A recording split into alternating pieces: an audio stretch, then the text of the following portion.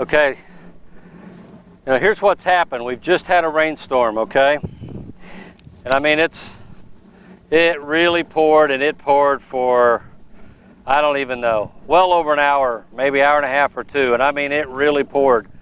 Well, if you're on a lake that drains a lot of water, whether that's through creeks or ditches, doesn't make any difference.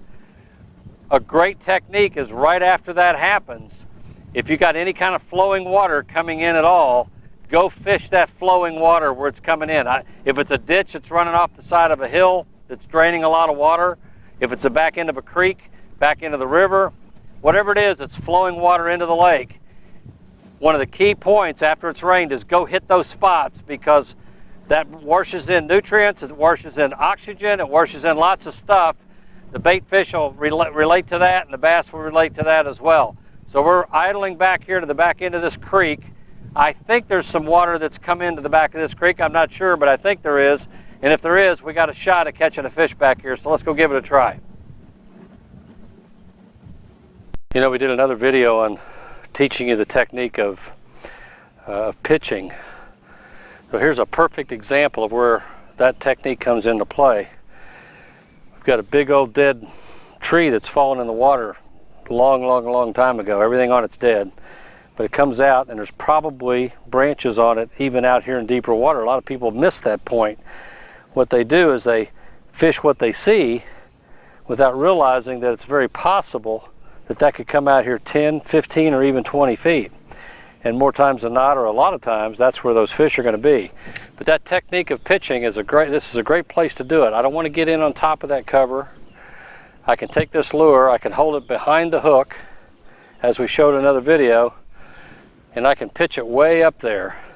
Stay back away from where that fish might be, not spook it at all. And what I'm trying to locate is I'm trying to locate a limb that's under the water that will allow me to yo-yo, if you will, that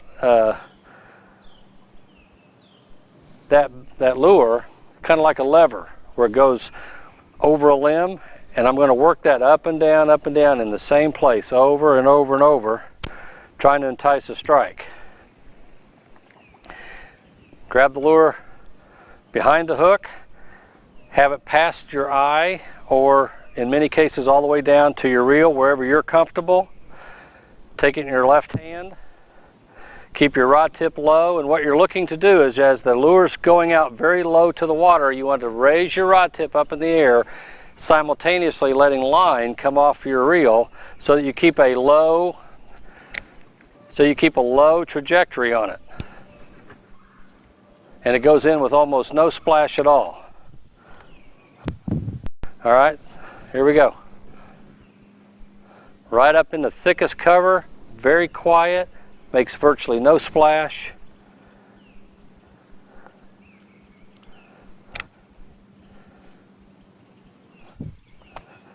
Now the other way you can do it, once you've got practice, is you can use the weight of the lure to slingshot itself. Reel it in. You're going to have a little less line, at least for me. I need it up closer to the eye than I do the reel. And then I'm just going to use the weight of the lure and sling it out like that by itself. But I'm following the same technique. Reel it up, let it swing, flip it out low, raise my rod tip at exactly the same time, let line go at the same time. When I do that, I can get that lure in there in really tight places, and I can make virtually no noise in doing it. Reel it up, sling it, keep it low to the water, raise your rod tip, let the lure go into the lake. Big old carp up there.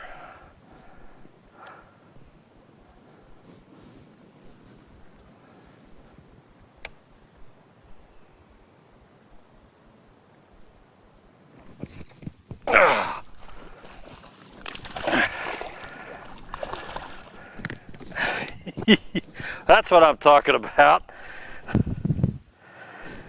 That's what I'm talking about when it comes to pitching. You get it in these places that you just can't get it any other way unless you're flipping, but if you don't want to get close to them, that's what I'm talking about.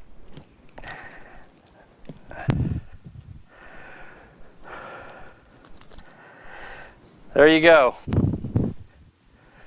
Here's the deal.